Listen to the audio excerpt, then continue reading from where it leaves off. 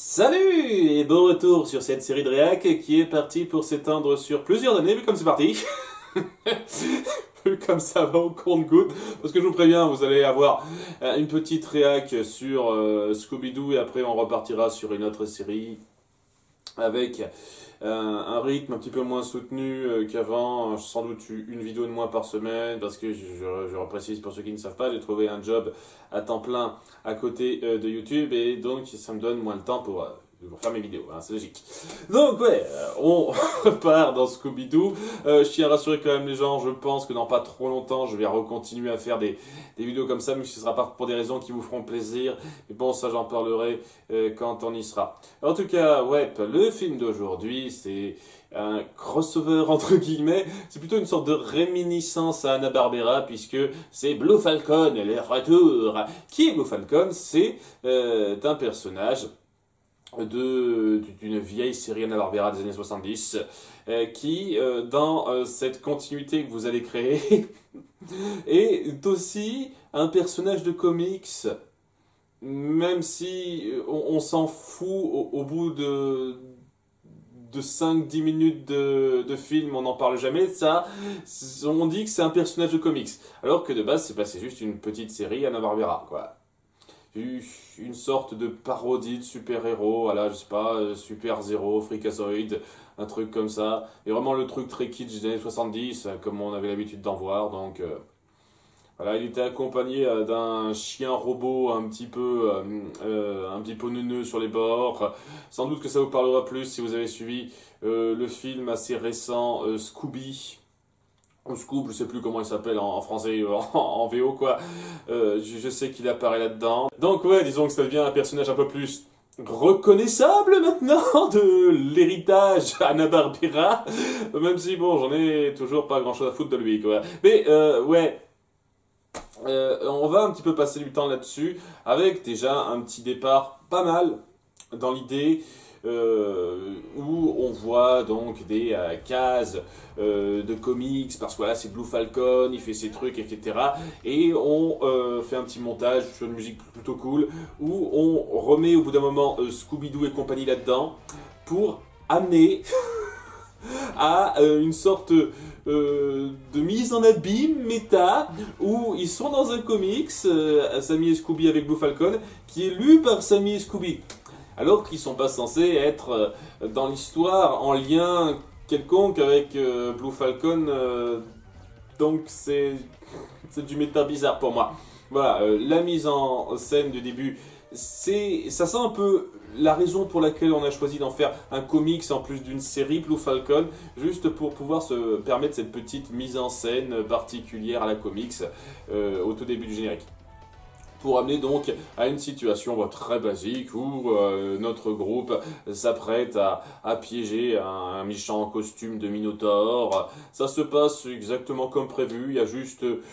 le petit détail sur Scooby-Doo qui est en pleine phase, je suis trop fan de ça, j'adore me prendre pour le chien du héros, qui n'a absolument jamais été appuyé avant et qui, je suis sûr, ne sera pas appuyé dans aucun des films qui suivront, à part bien entendu, comme je l'ai dit, le film cinéma sorti assez récemment. Donc waouh, grand moment de personnage ça, et oui, ils font le truc lambda. Je veux dire, il n'y a même pas de petit inconvénient qui fait que ça se passe pas exactement comme prévu et donc on doit recalibrer ça. Non, ça se passe comme prévu. Il est capturé et on gère tout ça parce qu'on s'en fout royalement de ce que c'est. Et je dis, si c'est pour faire ça, pourquoi vous vous emmerdez en fait à faire une capture de méchants costumes, hein. Vous partez juste de la situation de départ sans ajouter ça. Parce que vraiment, il y a ce côté, on en a un petit peu rien à foutre de cette enquête-là, vu que le spectateur l'a pas vu. Et ouais, c'est peut-être un peu drôle dans l'idée, c'est peut-être ça le gag, j'imagine, comme le fait qu'on ait laissé poirater la chose une journée avant de le démasquer parce qu'il n'y avait pas de gens. Et le fait que Sammy en a rien à branler de ce qu'il a à dire pour se justifier, parce qu'on s'en fout réellement puisque le spectateur n'était pas là. Enfin bon, c'est l'excuse pour amener Sammy et Scooby à dire on s'en fout maintenant, on va à une convention geek où il y a énormément d'affiches et de cosplay en tout genre, de Warner, évidemment. Vous pouvez pas se permettre des droits sur d'autres trucs, donc ouais, vous pouvez jouer un petit peu à ça si ça vous fait plaisir. Voir toutes les références qu'il y a, hein. Vous pouvez trouver du Pierre à Feu, du Captain Caverne, il y a un poster rapide de Wonder Woman et de Yogi l'ours à un moment donné. Si ça vous parle, ça aussi. Vous pouvez jouer à la piste, aux références là-dedans, je suis sûr qu'il y en a beaucoup. Hein. Ce genre de convention geek comme ça. Alors qu'en chemin, ils vont se regarder un vieil épisode de Blue Falcon. Alors, je ne sais pas si c'est un vrai vieil épisode donc de la série de 70 ou si c'est un truc un petit peu remasterisé à leur sauce. Mais on essaye bien d'appuyer que c'est censé être une série live action pour eux. Oui, live action pour eux, avec un vrai acteur qui joue dedans. Pas un doubleur, un acteur. Enfin, les doubleurs sont des acteurs, mais je veux dire un acteur en chair et en os qui joue en live action, c'est ce que je veux dire. Avant qu'on me reprenne là-dessus. Ce truc-là, ce sera l'excuse pour mettre en avant la thématique de ce film que je trouve pas fameuse dans sa gestion, c'est-à-dire ce qu'il y avait avant, le ton très léger et kitsch maintenant de pas mal d'œuvres, et la façon dont on les reboot maintenant, et comment c'est beaucoup plus sombre et beaucoup plus action dans ta gueule dans un certain sens, avec Fred qui dit ah je suis plus intéressé par le nouveau film qu'on va sortir qui a l'air beaucoup plus sombre, beaucoup plus impactant, et va y avoir un petit peu ce débat qui se fera, cette espèce de façon un peu mesquine et pas super subtile d'appuyer la chose. Lorsqu'ils se trouveront dans cette grande convention, que Scooby et Sammy essaieront de participer à un concours de costumes sur lequel on se penchera pas plus que ça, mais il y a un concours, tout ça, et ouais Sammy, tu crois sincèrement que tu vas aller quelque part avec ça?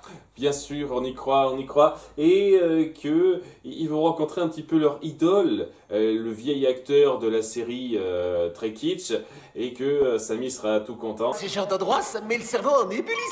Il faudrait que t'en aies déjà un, de cerveau. Yikes! Elle est très soupolée dans ce film, Vera. C'est pas son truc, apparemment, les conventions geeks, les peluches à acheter et les comics, ce genre de trucs. Et elle a ce côté très cassant, bon, qu'elle a toujours eu un petit peu, mais là, c'était un niveau un peu supérieur. On essaie de la rendre un petit peu trop vache pour moi. Pas beaucoup, mais un petit peu. Et ouais, il y a donc ce message qui se fait avec ce vieil acteur, j'en reparlerai un petit peu en détail de ça, et qui est vraiment très grognon de façon caricaturale, ce qui n'est pas un petit peu le cas, et tout le monde qui s'en fout royalement. Mais alors, royalement de l'œuvre de base. C'est-à-dire, ils sont trop contents d'avoir un nouveau film, qui est traité vraiment à la Michael Bay, j'en parlerai de ça aussi, et ils s'en foutent royalement de l'œuvre de départ. Donc pourquoi vous êtes à ce point excité par un nouveau film qui repose sur un nom sur lequel on table déjà, en vous souciant pas une seule seconde du matériau de base? Alors je peux tout à fait comprendre dans le message, et c'est peut-être le côté exagéré qu'il faut accepter là-dedans, que voilà, on a tendance à apprécier des reboots sans faire trop gaffe à ce qu'était l'œuvre de départ. Alors, je pourrais facilement m'étendre sur pas mal de cas comme ça, mais je pense que beaucoup de gens, par exemple, ont adoré le film Tic et Tac Ranger du Risque en ayant rien à foutre, en faisant pas gaffe une seule seconde à ce qu'était la série de base. Et il y a pas mal de cas comme ça, mais je pense sincèrement qu'il y a une base quand même de fans qui existe pour que ces trucs reconnaissables soient repris. Et donc qu'il y ait absolument personne qui s'intéresse aux matériaux de base, à part Sammy et Scooby, et un autre gamin, on en parlera rapidement de ça. Je trouve ça mesquin, juste pour appuyer le fait que il est mal vu, on se fout royalement de lui, et ça, il lui fait de la tête, tout ça. Et le truc avec ça, c'est que on n'essaye même pas d'aller jusqu'au bout dans la critique du modèle actuel. On traite ça vraiment à la blague, et à la fin, lorsqu'on appuiera un tout petit peu ce conflit-là, et quand je dis un tout petit peu, on dira on peut concilier vaguement ça n'importe comment, et puis merde. C'est le thème central un petit peu du film, et c'est pas globe pour moi, c'est vraiment pas globe. Sachant que, ouais, j'en ai pas parlé, mais évidemment, ça va pas être une convention comme ça. Et depuis le tout début, j'ai zappé un tout petit peu la scène d'intro avant le générique. Il y a une espèce de présence mystérieuse. Un mec en costume qui s'est rapidement fait voir là-bas avant que la convention démarre auprès des gardiens, histoire de se faire voir. On aurait pu faire ça après coup, surtout que Sammy et Scooby vont sans savoir ça une seule seconde. Donc on joue même pas sur le fait que ça fait parler, donc ça attire notre groupe, vous voyez. C'est un peu bizarre, mais bon, voilà, il a déjà attaqué avant, histoire de dire que ce personnage sortira pas totalement de nulle part. Même si le fait que Sammy et Scooby veulent y aller, c'est du gros comme par hasard, mais bon, ça c'est typique de, de Scooby-Doo, hein. On va pas se plaindre trop de ça. Donc, voilà, une fois qu'on met ça en place et qu'on appuie un petit peu cette avant-première de film qui va pas tarder à se faire, alors qu'on voit la bande-annonce très sombre, regardez, super-héros violents, j'aime ce genre de truc, c'est presque de la parodie. Il y a ce gars en costume qui se pointe à nouveau pour faire forte impression en attaquant avec des chauves-souris. Voilà, devant tout le monde là, et bien entendu c'est sur Sammy et Scooby qu'on se concentrera parce que c'est toujours sur eux que se centrent les attaques. Même s'il y a plusieurs centaines d'autres geeks qui sont là, c'est sur eux qu'on veut se centrer pour l'attaque, évidemment, jusqu'à ce qu'ils finissent par faire un petit peu partir les chauves-souris et que le maire qui voit dans cette convention un moyen d'avoir plus de fonds se dit ah, ça fait un petit peu chier, étant donné qu'ils sont prêts à bosser pour rien, on les engage. Voilà. En confiant ça aux responsable de la sécurité, un mec un petit peu bougon, on sait clairement que c'est ni l'un ni l'autre. Il va être un tout petit peu mis en avant, histoire de dire qu'il y a une petite représentation de l'autorité, même s'ils servent à que dalle. Mais ils existent, quoi. Et donc, toute cette mise en place, c'est l'occasion de partir sur la liste des suspects, dont je ne connais pas par cœur les noms, donc vous m'excuserez, en commençant donc par l'acteur original du Blue Falcon, Owen Garrison, qui est traité majoritairement en grosse blague. C'est-à-dire que il y a ce côté aigri du fait qu'on lui accorde aucune importance, mais on en fait un aigri taré qui fout les jetons et de fait, lorsqu'on essaiera de lui donner une part belle à la toute fin, parce que c'est clairement pas lui le coupable, hein, c'est clairement la fausse piste évidente, genre le mec, ah, ils m'en ont fait voir de toutes les couleurs, je peux plus être moi-même, ils vont payer, ils verront, tout ça. Et vraiment, à débiter ce genre de menace directement, devant tout le monde, en gueulant comme ça, histoire de dire, ah, je suis pas subtil, là, je suis un vieux grachon, ils verront la puissance de ce que représentait mon œuvre avant. Voilà, je me demande si c'est pas une fausse piste, ça, hein. Mais avec ça, évidemment, ça va devenir le suspect numéro 1. Et d'ailleurs, ce sera le seul suspect d'une bonne partie de notre groupe, mais j'en reparlerai dans pas longtemps de ça. Il est accompagné sur son stand par un mec qui s'appelle Jack Rabel. Jack Rabel, c'est lui aussi techniquement un has-been comme lui, parce que bon, c'est un vieux gars qui était célèbre pour avoir créé des tonnes de robots très sophistiqués et qui faisaient du mal aux gens. Et quand on voit assez vite que le méchant repose sur pas mal de créatures robotiques, certaines qui sont assez énormes, on en parlera de ça, et que à aucun moment donné on se dit « Hé, est-ce que ce serait possible que ce gars ait pu faire le coup vu qu'il a les compétences pour ?» Je suis désolé de dire ça, mais une fois de plus, on le voit venir, le coupable. Je suis désolé, ah, voilà, vous savez qui est le coupable. Au bout d'un moment, merde, quoi. Je trouve que vous n'amenez pas ça super bien. Genre, j'aurais pu dire, ah, mais quand même, peut-être que les autres ont caché leurs compétences en robotique, tout ça, mais étant donné que, bon, à part un personnage sur lequel je reviendrai très vite, tous les autres sont présents au moment où ce gars attaque. Quand on réfléchit 2 secondes, il n'y a pas des masses de suspects possibles, hein, vraiment. Mais bon, j'en parlerai dans pas longtemps, ça. Bref, vous savez qui est coupable maintenant. Et merde, au bout d'un moment, hein. Voilà, quand je le vois venir à ce point, ça devient un petit peu gros, quoi. Bon, c'est pas tant ça le problème que ses motivations, mais plus tard.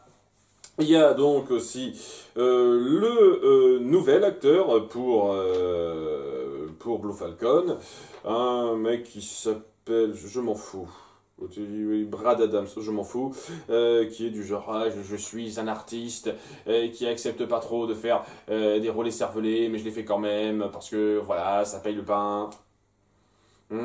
Il y a la productrice Jennifer Severin. Vous me connaissez déjà comme l'auteur, metteur en scène et productrice des films Transmortels volets 1 à 5. La vengeance ne frappe qu'une fois, la vengeance frappe 2 fois. Je suis Michael Bay au féminin, c'est trop ça quoi. Voilà, donc ces deux personnages assez mercantiles qui ne semblent pas bien représenter la vraie mentalité de ce qui était l'œuvre d'origine en faisant quelque chose de plus hollywoodien dans ta gueule. Une fois de plus, ça aurait pu être cool si on avait été un peu plus loin, mais c'est pas le cas. Et enfin, pour terminer, le dernier suspect, c'est un mec de cette convention qui s'appelle Frank Prince. Je vous présente Frank Prince. Ou Frank Prince, selon les moments de doublage. Le dernier et non des moindres, Frank Prince. Ils savent pas se décider. Est-ce qu'on francise ça ou pas? Une fois sur deux, on alterne. Donc, ouais, il y a ça qui se met en place. Très vite, on voit des motivations un peu pour eux. Enfin, très vite. Ça aussi, j'en parlerai. Tandis qu'on passe un tout petit peu de temps aussi sur le neveu du dernier de Frank Prince qui s'appelle Austin. C'est un gamin qui est fan également de la première série et qui suit un petit peu Sammy et Scooby.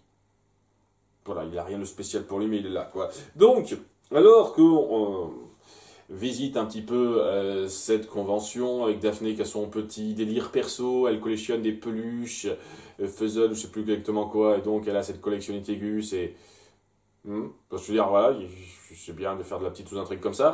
Et il y a donc la première attaque qui se fait, le maire qui accepte l'aide des jeunes parce que ça lui coûte rien, et une seconde attaque, ou une troisième si vous comptez l'intro, de Mr. Hyde, enfin de Monsieur Hyde, c'est le nom du gars, c'est un méchant, c'est un costume de méchant de la série, c'est le méchant principal apparemment de Blue Falcon. Une fois de plus, je connais pas cette série, j'ai pas suivi. Moi, les Sirènes d'Arvera, je n'ai pas suivi des tonnes, je vous cache pas. J'ai dû voir un tout petit peu Capitaine Caverne et le Flintstone, les pierres à feu, mais un tout petit peu, quoi. Donc, ouais, ça me parle pas tant que ça. Donc, ouais, je sais pas si c'est pour de vrai ou pas, notamment un détail qu'on reprendra dans pas longtemps, tant qu'à faire.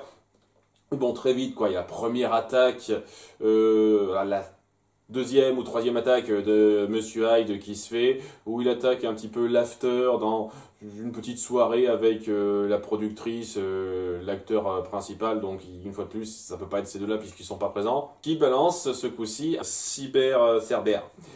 Un robot qui prend bien l'eau, hein.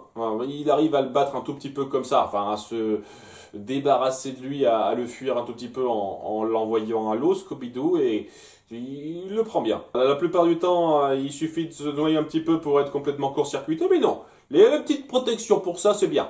La personne qui l'a construit savait ce qu'il faisait. Donc là, il a foutu un peu le boxon, histoire de dire. Et très vite, alors que on a eu quelques interactions donc avec Owen Garrison, l'acteur originel, il y a le groupe, enfin Vera, Daphné et Fred qui se disent bah c'est lui. Il n'y a pas d'autre suspect, c'est évident, il n'y a que lui qui peut faire le coup.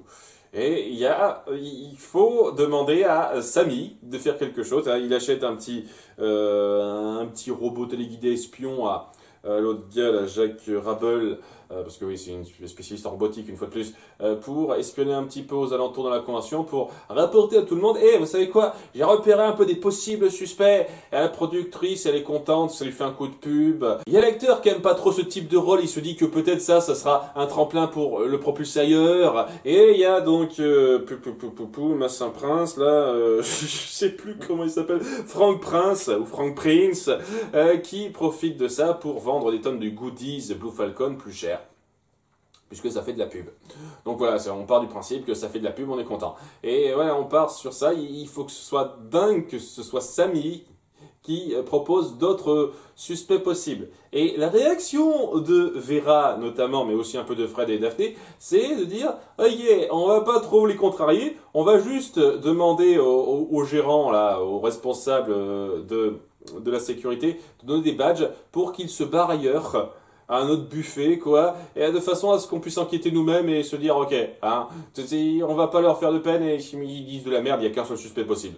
Ils sont à ce niveau-là. Donc ça peut être que Owen Garrison, on va le voir, une fois de plus, le mec est totalement taré, ils verront, ah, ces enfoirés m'ont propulsé hors de ma zone, et je vais leur faire payer à un certain degré. Ça n'aide pas une seule seconde d'être un tout petit peu pris d'empathie pour le personnage, en fait, puisque c'est juste un vieux taré, à peu de choses près.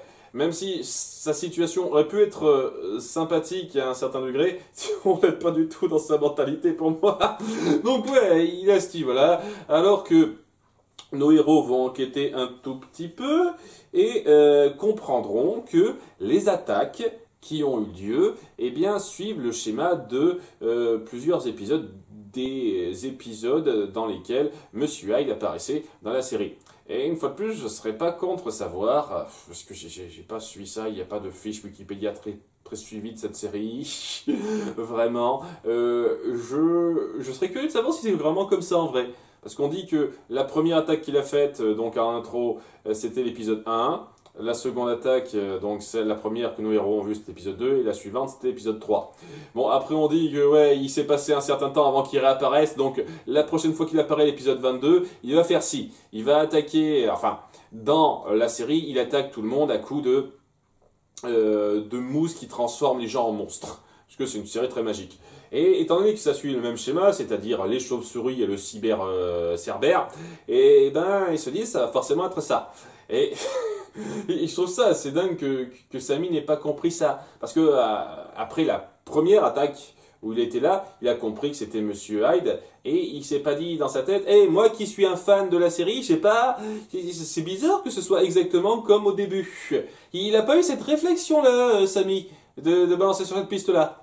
Et au bout du compte, c'est juste histoire de dire « Ah, il y a une sorte de petit pattern qui se fait, histoire de dire... » que la personne qui fait ça sait ce qui se passe dans la série. Mais ouais, ça va pas aller plus loin que ça, parce que ouais, ça aurait pu ne pas être là, que ça aurait rien changé au déroulé, hein, c'est histoire de dire. Tandis que, alors qu'ils font ces recherches qui mènent pas à grand chose au bout du compte, il y a Sammy et Scooby qui se rendront donc au buffet où ils ont été invités et un petit peu par Vera indirectement, pour bouffer tout le buffet. Comme des morphales, une fois de plus, hein, toujours aussi drôle ça, et être repris par la cuisinière qui a préparé ça, une dame assez forte, et donc lorsqu'elle est énervée, elle fait un bruit d'éléphant, parce qu'elle est grosse. C'était drôle. Et ouais, ils sont poursuivis, pourchassés par la fille, par la femme, je ne sais pas si c'est une demoiselle ou une dame, et ils finissent en s'enfuyant dans un couloir qui mène tout droit au repère caché du méchant. Comme par hasard! Mais vraiment, quoi, il se barre, et en déambulant un petit peu dans les escaliers, il y a un couloir où il y a le robot chien, et le grand méchant qui prépare une espèce de fluide visqueux, similaire à celui qui a transformé des gens en monstres dans l'épisode en question. Et donc, ouais, comme par hasard, ils tombent là-dessus, ils essayent de le fuir, course-poursuite rapide, les courses-poursuites sont basiques, pas mauvaises, mais assez basiques, pas très marquantes, hein, en toute sincérité. Je vous cache pas. Et au bout d'un moment, ils finissent par se retrouver sur le toit, avec le gars qui avait prévu un dirigeable pour attaquer rapidement toute la ville, à proximité avec donc ces espèces de machins gélatineux verdâtres, quoi. Et il touche rien pendant... la grosse majorité du temps, quoi. Ça s'arrête pas d'exploser partout, ça fait peur aux gens, mais ça touche personne. Ça veut dire, hey, c'est possible que ce soit une vraie mixture magique qui transforme les gens en monstres, hein? On sait pas, peut-être. Non, il n'y a pas de magie là-dedans, hein. En se centrant au bout d'un moment sur Sammy et Scooby, qui tombent sur l'immeuble de la mairie, qui est submergé par une dose massive de substances gluantes qui recouvre tout. Donc il y a le suspense, est-ce que Sammy et Scooby vont toucher ça et se transformer en méchants une fois de plus? On essaie vraiment de nous faire le coup, là, est-ce que ça pourrait être ça ou pas? On sait pas trop. Et au bout d'un moment, ils finissent par tomber dedans, et bah non. C'était de la pistache, en gros. Ça inonde tout le bureau du maire. Sammy et Scooby font un peu les neuneux. Parce que Samy croit que son chien était transformé en monstre, alors qu'en fait non, c'était le maire qui était juste pris sous un tas de substances, quoi. C'est la honte, le maire il est tellement pas content qu'il les vire. Vous êtes viré, jeune homme! Ce qui ne mènera pas grand chose. Ils vont juste trouver un stratagème pour entrer rapidement une dernière fois dans la convention en portant les costumes. Ou de façon assez grossière, on doit mettre Daphné dans un truc sexy et Vera dans un truc de gorille parce que voilà, ça correspond à leur physique. Je sais pas ce que vous vouliez faire avec ça. et c'est tout, hein. C'est la seule chose qu'il fallait faire hein, pour passer outre ça. Et alors qu'ils enquêteront un petit peu là-dessus, histoire de voir rapidement un truc, tant qu'à faire, je vous le dis tout de suite, quoi. Et ils enquêtent là, ils tombent rapidement sur Rappel, et qui les accompagne jusqu'à un terminal dans les sous-sols du truc. La sécurité ne fait que dalle, quoi. Ils pensent pas à fouiller le bâtiment. Il n'y a que Fred et compagnie qui se disent « ce serait bien qu'on fouille, quoi !» C'est encore pire quand vous mettez en place un système d'autorité, quoi. Parce que le système d'autorité, c'est une bande de branques qui sont pas fichus de faire la base d'un boulot, quoi. Genre, je fouille cet endroit où il y a un individu suspect qui est apparu et qui a foutu le boxon, quoi. Genre, non, on va pas faire ça. Alors qu'il suffit d'emprunter quelques escaliers et puis de suivre un couloir, hein. C'est pas super caché ou quoi que ce soit. Je trouve ça. Enfin bon, ils finissent par tomber sur un terminal un peu caché qui leur fait comprendre que si le malfrat a fait ça, c'était pour créer ce buzz et faire en sorte que plus de gens veuillent voir le film dans son avant-première et qu'on ramène ça hein, au stade de la ville et pas juste dans cet endroit où il y avait moins de place. Ce qui est déjà un peu au perché, c'est-à-dire que le méchant savait de source sûre que ça se passerait comme ça. De toute façon, on va décomposer un petit peu les plans du gars une fois que ce sera révélé parce que... Donc, il y a parallèlement à ça, Samy et Scooby qui vont avoir un petit peu honte parce que leurs exploits de juste avant ont été enregistrés, je sais pas trop comment, qui a pu prendre en caméra ces images-là, je ne comprends pas. C'est quoi, il y a un mec qui s'est caché dans les murs Et puis bien entendu que c'est filmé aux mêmes angles que juste avant. Bien entendu, n'importe quoi. Et c'est donc posté sur ScoopTube. Voilà, j'ai dit que on pouvait pas avoir le droit de YouTube. Donc ScoopTube, ça fait un grand succès et Samy et Scooby se sentent mal. Il y a ce moment dramatique où il y a Scooby qui jette son costume parce qu'il ne peut plus supporter de porter ça. Il se voit plus comme un héros mais comme un minable. Mais ça sert à rien. Bon déjà, le coup de ScoopTube, ça sert à rien, c'est juste... grossier, ils n'auraient pas pu être enregistrés comme ça. Alors vous faites un truc plus recherché, quoi, avec quelqu'un avec son iPhone plus loin et vous changez l'angle de caméra. À ce moment-là, ok, mais pas comme ça, c'est n'importe quoi. Oh, enfin bref. Il y a ça, cette espèce de micro-drame qui se fait, alors que, donc, comme au même moment, il y a Fred et compagnie qui ont compris qu'ils voulaient... attirer la projection ailleurs, l'avant-première ailleurs, et cette avant-première qui se déroule au stade, elle est attaquée par un robot géant. Une version géante de Monsieur Hyde qui est un robot géant qui tire des rayons laser, qui est manipulé à distance, et punaise, il y a des moyens, hein. Il y a beaucoup de moyens, c'est assez énorme. Et il attaque alors qu'il n'y a personne. Il y a juste la productrice et l'acteur qui sont là, histoire de dire on commence à préparer le truc, puis il attaque et il n'y a que les sièges vides. Sauf Austin, le petit garçon qui s'est rendu ici rapidement parce qu'il a des passes un peu pour lui. Et ouais, il n'y a qu'un seul gamin qui s'est rendu là, et le robot géant l'attaque. Mais vraiment, et de façon assez dangereuse. Il se dit, tiens, je vais pas juste foutre le boxon comme ça, alors qu'il y a personne. Et j'ai vraiment le sentiment que dans l'écriture de base, il voulait faire en sorte que l'avant-première se passe avec tout le monde qui assiste ça. Pas que ce soit une projection test peu de temps avant où il y a absolument personne au stade.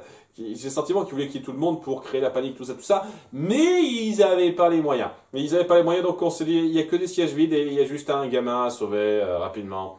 Ce qui rabaisse pas mal les enjeux et surtout ce qui rend le méchant particulièrement odieux gratuitement, parce que pourquoi il insiste sur le fait de faire du mal à un gamin qui ne lui a rien fait, qui ne joue en rien sur ses plans? Il peut juste foutre le boxon en s'attaquant, je ne sais pas, à la productrice qui est un petit peu là. Bon, certes, elle a pris ses jambes à son cou un petit peu plus vite, mais quand même. Rien que le fait de détruire les trucs, de faire le boxon, ça suffit. Pourquoi il s'en prend au gamin, je comprends pas. À part pour être méchant gratuitement. Mais bon, alors que Sammy et Scooby on vend ça et voient ce qui se passe, il y a Scooby qui a ce regain de courage et se dit non, je vais être le héros que je vais être, en remettant rapidement son costume qu'il n'a même pas ramassé dans sa poubelle ou quoi que ce soit. C'est juste, il peut le générer sur lui une fois de plus. C'est la capacité des super costumes que peuvent générer Sammy et Scooby pour sauver le gamin. Et c'est tout pour l'instant. Il sauve le gamin, lui et Sammy se font valdinguer plus loin de façon cartoon, parce que oui, ouais, bref. Et c'est à Fred, Vera et Daphné de sauver la situation rapidement. Et ils font une espèce de piège pour aveugler le robot, ce qui est ridicule puisqu'il est contrôlé à distance comme on le verra plus tard, donc le robot ne va pas être aveuglé. Ah non, vous me mettez des trucs dans les yeux, je ne peux pas. Ah là là, je veux dire, tu retrouves pas du tout ce genre de truc. Et ils le font tomber de haut, il est détruit. Et à l'intérieur, il y a donc Monsieur Hyde, le costume de Monsieur Hyde, et qui est porté par Owen Garrison. Serait-ce lui? Au début, je vous cache pas que je me suis dit, en fait, vous m'avez eu, vous avez tellement mis en place que c'était un suspect ultra évident pour nous faire croire que ça pouvait pas être lui, pour au bout du compte faire cette espèce de retournement. Ah, en fait, c'est bien lui, mais non, c'est pas lui. En fait, il a été assommé et mis dans le costume pour qu'on croie que c'est lui. Donc, il se réveille, qu'est-ce qui se passe, où j'étais? Bien entendu, on ne le croit pas tout de suite, mais de toute façon, on s'en fout royalement de ça, puisque juste après, il y a le vrai Monsieur Hyde qui s'attaque à un fourgon blindé de la banque pour se faire des pépettes. Mais il y a Sammy et Scooby donc, qui ont été valdingués un petit peu, qui tombent dessus. Et pas de veine, mauvaise coïncidence, ils essayent un petit peu de s'attaquer à ça. Alors que Monsieur Hyde est avec son chien robot une fois de plus. Scooby arrive à se débrouiller seul un petit moment. Mais assez vite ça devient difficile. Il amène ça un peu devant tout le monde. Donc ça dédouane assez vite Owen Garrison. Et alors qu'il balance une espèce de gaz hypnotique qui endort presque tout le monde. Il s'apprête à achever Scooby-Doo. Mais il est sauvé par Blue Falcon en personne. C'est-à-dire Owen Garrison qui a eu le temps de se changer et de prendre cette voiture qu'il a conservée de sa vieille série, cette voiture futuriste qui roule en lévitant, qui était quoi, à 50 mètres, il a couru, il les a pris, et puis paf, comme ça, il a toujours ça sur lui, ou c'est comme Batman, il a un truc pour l'attirer, quoi. C'est quoi ce délire? C'est ridicule. C'est ridicule, c'est juste histoire de dire, à partir de maintenant, ça a été un personnage complètement exagéré et grotesque, parce que vraiment on en fait des caisses autour de lui, et maintenant on se dit ah tiens, ce serait cool d'en faire un héros qui sauve un petit peu la situation à la fin, histoire de dire hey, Blue Falcon quand même, on va le respecter un petit peu. Ok, c'est bien hein, de y penser à 5 minutes de la fin, mais voilà. Donc il sauve la situation, Blue Falcon, et avec Scooby-Doo, il se défend du chien robot et de ce Mr. Hyde, qui se révèle être en réalité Rabel. J'avais trop vu venir. Tout simplement parce que on met en avant un perso qui est super doué en mécanique, on n'appuie pas une seule seconde que c'est un possible suspect, mais on appuie quand même qu'il existe à plusieurs moments, donc on se dit clairement ça peut être que lui, je veux dire merde. Il a mis en place tout ce truc-là de façon très alambiquée, puisque, je précise, il a créé des robots de toutes sortes, des robots chauves-souris par dizaines, un cerbère mécanique et un putain de robot géant à la Transformers qui peut tirer des putains de lasers. Et pourquoi qu'il a fait ça, le gars? Pourquoi qu'il a joué sur sur ce lore pour attirer les foules, changer un peu d'emplacement. C'est juste pour faire en sorte que, étant donné qu'il y aurait du monde à ce stade, ça ferait en sorte que le fourgon blindé, enfin blindé, je sais pas s'il est tellement blindé que ça quand on voit le fourgon, quoi, le fourgon de la banque fasse un autre itinéraire et soit plus facile à attaquer. C'était ça sa motivation. Et j'ai un peu le sentiment, vous y avez réfléchi à la dernière minute. Genre, vous avez mis en place tout ce délire et vous vous êtes dit à la fin, ah, alors, oui, le méchant c'est lui, mais pourquoi en fait pourquoi il ferait ça? On n'a appuyé absolument aucun mobile ou quoi que ce soit, et pour le fric. Il y a un camion de banque qui passe par là, et qui a détourné le truc, voilà, pour le fric. Ce qui fait que c'est plat et sans intérêt. On parle d'un mec qui a pu créer des dizaines de robots chauves-souris, un robot Cerbère, un robot géant à la Transformers qui pèse des tonnes, et vous me dites que ce gars, ses motivations, c'est qu'il a du mal à joindre les deux bouts et qu'il voulait plus de fric. Oui, oui, allez vous faire foutre. Ça n'a absolument aucun sens pour moi. Quand vous partez, je vous dis clairement, quand vous partez sur le mobile du pognon, ne faites pas des trucs aussi stupidement extravagants que ça, parce que ça n'a aucun sens. Ça n'a absolument aucun sens.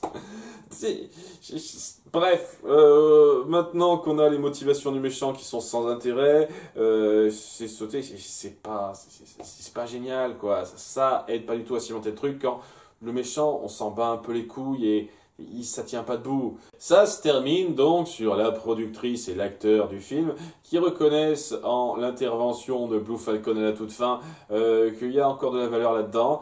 Et ellipse à je sais pas combien de temps plus tard, à la sortie du second film qui a été prévu, où on vient nous balancer une sorte de coopération mal fichue rapide, parce que bon, hein, c'est pensé à la va-vite ça aussi, quoi. Donc la diffusion du film où Scooby et compagnie sont invités, et ben il y a le premier acteur qui joue avec le second acteur en disant ah, je suis ton père, en fait je suis le premier Blue Falcon, je suis ton père, ah c'est incroyable, et en fait mon chien robot c'est également Scooby-Doo, histoire de dire, voilà, je pense que pour quelqu'un qui n'a pas suivi cette affaire en détail, il se dira c'est quoi ce bordel, ça n'a aucun sens, mais bon, on va dire que tous les gens dans la salle savent ce qui s'est passé et ont un lien un peu direct, personnel avec ça. Et donc il est content, Scooby-Doo est dans un film avec son héros chéri. Enfin, en remplaçant son héros chéri, parce que son héros chéri, c'est censé être le chien Dino, je sais plus quoi. Il est plus là, quoi. Étant donné qu'il l'a remplacé. Donc, je sais pas s'il devrait être aussi content que ça, mais bon. Je sais pas quoi en penser. Je suis pas super fan. Il y a pas mal de moments d'échange qui sont très bons, ça m'a fait rire à plusieurs moments, et c'est pour ça que je pense que je vais rester sur un 10 sur 20. C'est-à-dire que, voilà, si on se centre vraiment sur l'humour et les échanges, les moments de personnages, il y en a suffisamment pour sauver ce que ce film veut faire. Par contre, dans le récit, dans la thématique qu'on met en place, parce qu'une fois de plus, le côté la vieille génération, le côté kitsch, face à la nouvelle génération, le côté plus rentre-dedans, dans un sens plus Michael Bay, entre guillemets, on le gère pas super bien, on les réconcilie de façon très grossière à la fin, donc ça n'a pas vraiment de poids pour moi. Le méchant sans intérêt, ses motivations aussi, le récit en lui-même casse vraiment pas la baraque et est très plat. Ce qui est intéressant, ce qui marche quand même dans pas mal de ces films, c'est surtout les interactions de personnages et une partie importante des blagues passe bien. Donc ça, je peux pas le nier, ça allait. C'est pour ça que je mets un 10. Mais vraiment, n'était pas fameux celui-là, pas fameux. Mais je suis quasi certain que le prochain devrait être plus positif. Je vous remercie d'avoir suivi, à bientôt. Je sais pas exactement quand, enfin j'ai une vague idée de quand ce sera, mais vous verrez pour le prochain Scooby-Doo. En attendant, la semaine prochaine, vous aurez le début d'une nouvelle série de réac. À très bientôt, bye.